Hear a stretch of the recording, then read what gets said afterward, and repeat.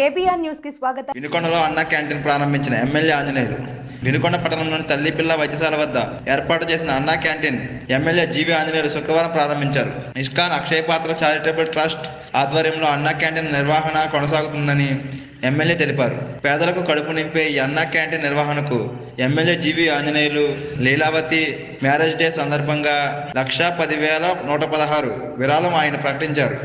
ఎన్టీఆర్ పై అభిమానంతో పట్టణానికి చెందిన నరేంద్ర 11,000, మరో వ్యక్తి 5,000 విరాళాన్ని ప్రకటించి చెక్కులను ఎమ్మెల్యే జీవీ ఆంజనేయులు చేతుల మీదుగా మున్సిపల్ కమిషనర్ సుభాష్ చంద్రబోస్కు అందజేశారు. ఈ కార్యక్రమంలో కౌన్సిలర్లు, అధికారులు, ఎన్డీఏ నాయకులు పాల్గొన్నారు.